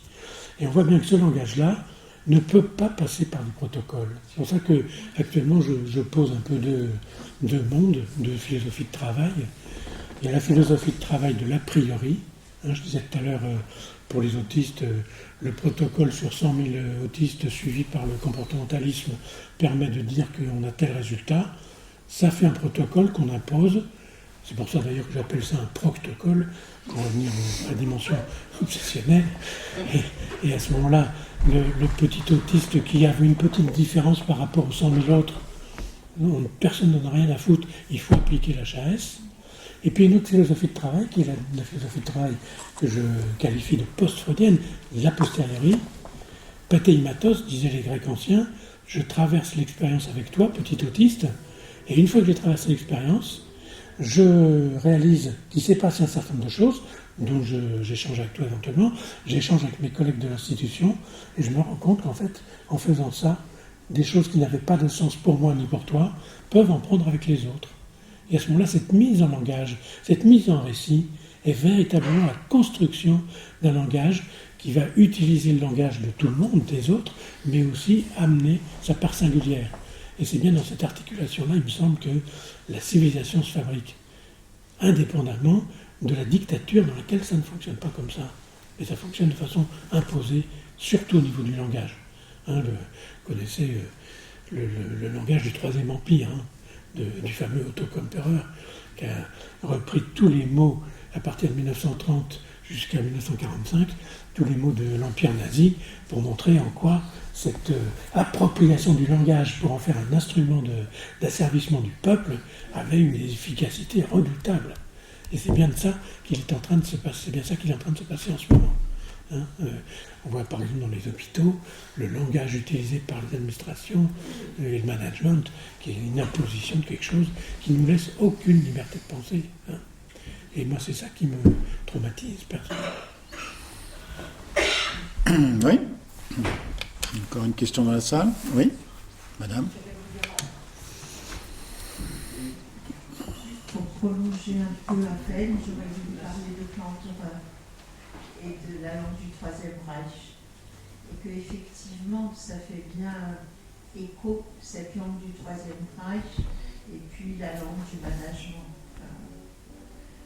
C'est mon homme technicien de surface, quelqu'un qui fait un travail difficile. C'est pas mal trouvé le technicien de surface, puisque c'est quelqu'un qui va finalement se retrouver au contact avec des gens qui ont une identité adhésive pathologique. Bon, c'est un mauvais jeu.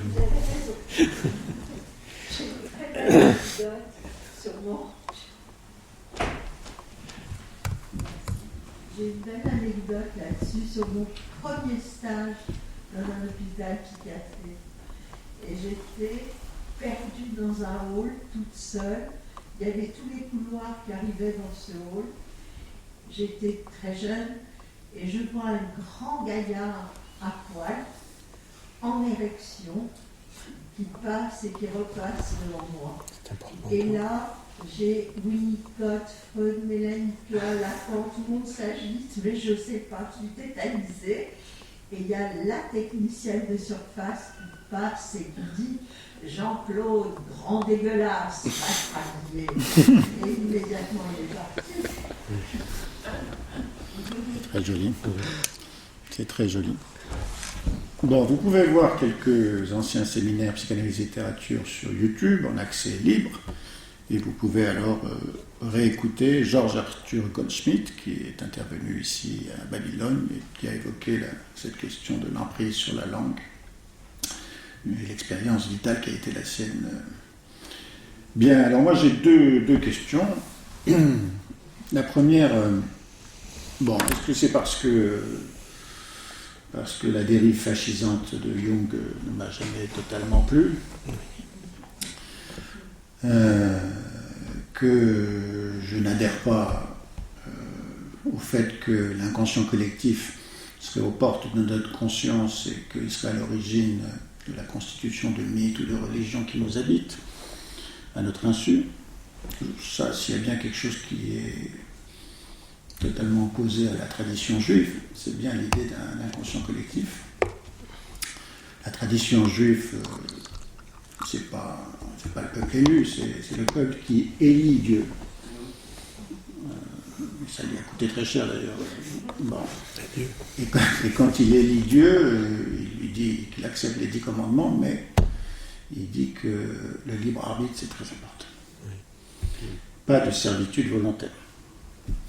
Donc, est-ce que c'est des suiveurs ou est-ce que c'est une servitude volontaire au sens de la Boétie, mais surtout au sens de Freud, le dernier Freud, la pulsion de mort, c'est-à-dire le narcissisme négatif, la destructivité et le plaisir de jouir de ce qu'un leader peut nous autoriser, nous qui l'avons élu. Pour le dire autrement, avec Paul Weil, les Grecs n'ont jamais cru à leur mythe. Les Grecs et nous choisissons les mythes qu'on nous propose. Et si on veut que le mythe soit une source de liberté et salvateur, ou si on veut qu'il soit une source de destructivité, on choisit l'un ou l'autre, selon notre libre arbitre. Donc, est-ce que c'est une illusion? Est-ce que c'est une asymptote? Est-ce que c'est une éthique? Je considère encore que nous avons un libre arbitre, en tout cas si on l'utilise, et que nous ne sommes pas habités de manière déterminante, déterministe par quoi que ce soit, et en particulier pas par les mythes collectifs. Et que la responsabilité des 90% des collaborateurs pendant la collaboration contre les 10% de résistance, c'est toujours le schéma 10%, 90%, c'est que 90% ont choisi la facilité, la possibilité de s'enrichir, la jouissance de tuer l'autre, enfin, etc. Et qui ne sont pas été simplement habités par des mythes collectifs ou le pouvoir hypnotique d'un leader. Donc ça me paraît un point important. La deuxième, bon, je te connais, enfin on se connaît depuis très longtemps, je veux que tout le monde en profite parce que moi, je passe mon temps à discuter avec toi, même quand tu n'es pas là, quand je te lis. Donc, ce qui arrive quand même, tu n'es pas censé ne pas le savoir, c'est que, y compris en psychiatrie, y compris chez un certain nombre de nos collègues, la fameuse intelligence artificielle, qui n'a pas de corps, qui n'a pas d'émotion, qui n'a pas d'artifice, qui ne parle pas inconscient, qui ne dit pas ce qui n'est pas explicite, qui n'est pas les sous-titres, les interdits, enfin elle ne dit pas tout ça. Or, elle s'installe partout, y compris en psychiatrie, avec probablement un essor qui va être difficile de contenir. Comment penses-tu qu'on puisse faire?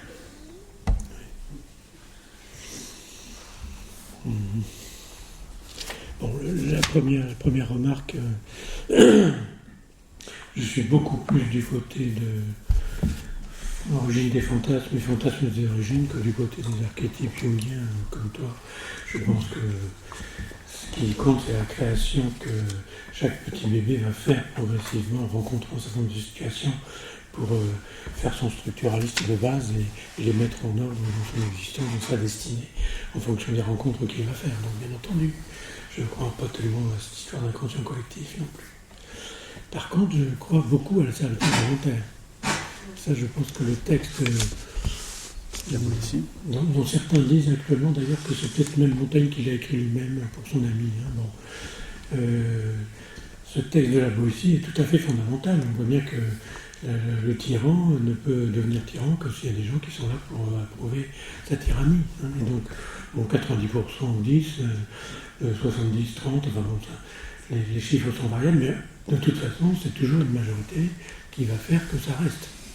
Parce que quand même, c'est très étonnant de voir que tous ces tyrans peuvent continuer à faire des trucs innommables sans que leur peuple se soulève comme ils le font de temps en temps. Évidemment, il y a un certain nombre qui se font descendre à ce moment-là par les forces en présence.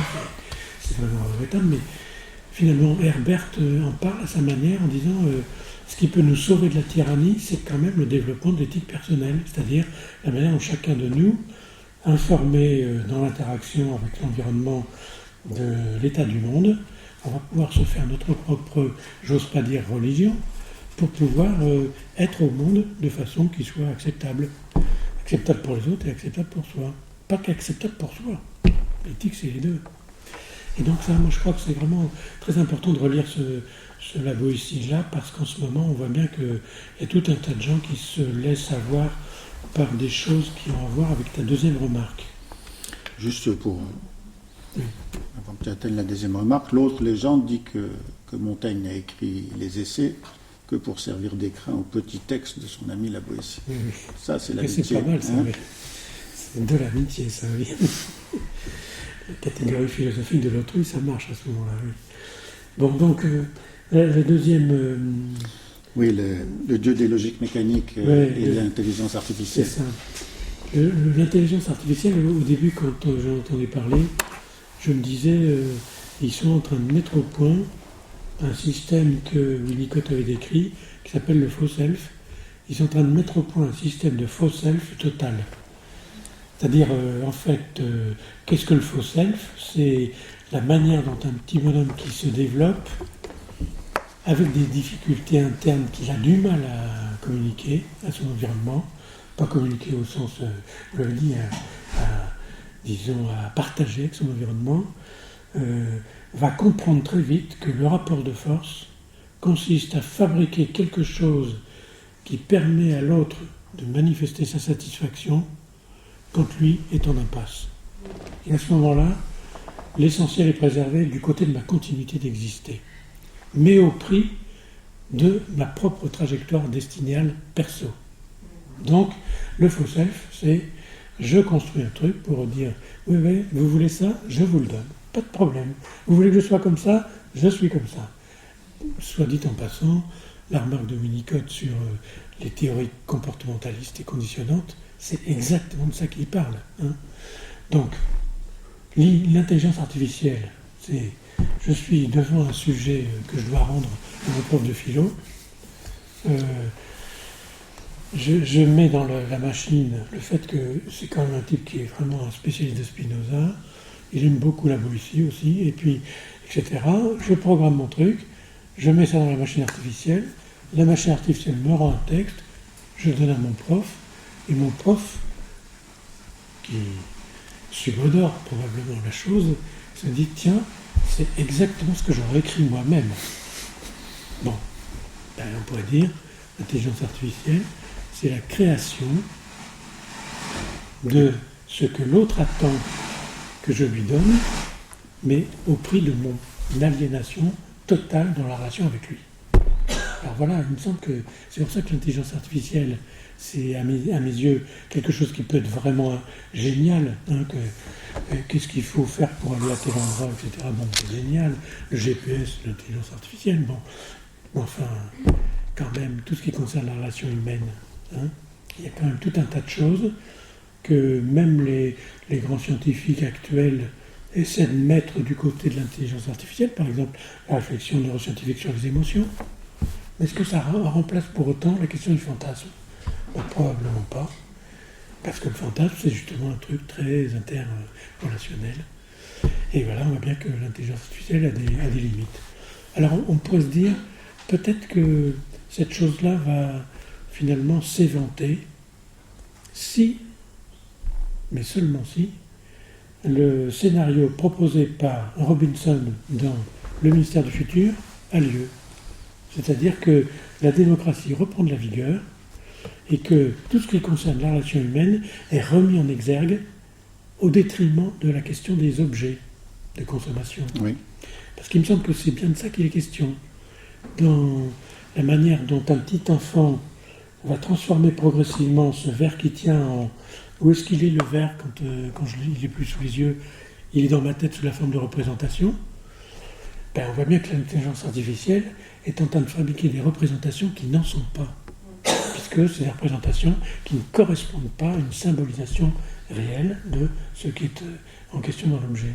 Donc, à mon avis, si la démocratie fonctionne, les budgets sont restaurés pour tout ce qui concerne la relation humaine, la justice, l'éducation, la santé, etc. Et alors à ce moment-là, on se rend compte que l'intelligence artificielle, c'est pas elle qui va accueillir les immigrés qui viennent se faire sauver de la noyade à travers la Manche. C'est vraiment des personnes. Et à ce moment-là, il y a quelque chose d'un équilibre politique qui peut être restauré. Donc, comme d'habitude, comme je l'ai dit d'ailleurs dans Dune, à chaque fois qu'une découverte scientifique arrive, c'est sûr qu'elle va jusqu'au bout, sauf si on arrive à faire en sorte qu'elle soit utilisée comme un outil et pas comme une fin en soi. La remarque de Winnicott étant que la thérapie comportementale de conditionnement est au fascisme ce que la psychanalyse est à la démocratie. C'est pas mal, ça. Et Très remarque. bon, les tenants de l'intelligence artificielle sont craintifs d'un point qui est celui que tu viens de développer, c'est que la multiplication des possibles et l'accélération, les deux en même temps, l'accélération d'accès à une multiplicité de possibilités d'association en un clic, est sûrement un enrichissement considérable, sauf qu'à un certain niveau, tout cet enrichissement ne sert plus à rien puisque le sujet enrichi de cet apport excessif n'a plus aucun contact avec un référent réel. Donc il implose. Très bien. Tu es quand même plus optimiste que moi, toi. Je suis beaucoup plus optimiste que toi. Encore une question et après on ferme parce que les nouvelles modalités de l'IMM sont très serrées. Oui, une petite question. Je pense à Elon Musk actuellement qui dit effectivement l'humain ne m'intéresse pas, ce qui m'intéresse c'est l'espace. C'est arrivé sur Mars. Il n'est plus intéressé par l'humain. Vous pensez de ça? Voilà. Moi, je suis très étonné de voir que Musk se prétend autiste. Je crois que c'est un vrai paranoïaque, il n'y a pas de doute. Hein. Et il ne fait qu'illustrer ce que Pankov dit, la psychose a un vrai problème avec l'espace. Il mobilise pas mal de choses, je veux dire, il a un aura, il a un langage qui est pratiquement pas universel, mais presque. Et quand il dit que l'humain ne l'intéresse pas, il est intéressé par quoi? C'est intéressant. Alors je voulais vous poser la question, à partir du moment où l'humain ne l'intéresse plus, il est intéressé par quoi? Ce sont des propos de Pilassé. Oui, mais j'avoue que je ne le connais pas. Il est tout puissant par ailleurs. Peut-être rien. Le langage qu'il a développé. Mais moi, je trouve que c'est L'au-delà. c'est un clown. C'est un clown. Par lui-même, peut-être. C'est-à-dire rien. J'attends le jour où il va se casser la gueule dans le tapis. Probablement. Ouais. Et pourvu qu'il tombe sur Trump en même temps, puis qu'ils se cassent la gueule tous les deux. Mais... Il y en a beaucoup qui font des ennemis, mais Bah, bien sûr que c'est vraiment comme ce que tu disais sur les idéaux du moi, les idéaux du moi. Je crois qu'il fonctionne comme un idéal du moi parce qu'il est riche, parce qu'il est tout puissant, je sais pas quoi. Mais bon, les gens savent bien que ces gens-là sont complètement passagers, non? Tu crois pas? La suprématie blanche, Hum. vous savez. Oui, mais bon, c'est un cinglé de première. Ouais. Dans un mois, Henri Michaud et Catherine Zitoun. Ne ratez pas Henri Michaud et encore moins Catherine Zitoun. Merci.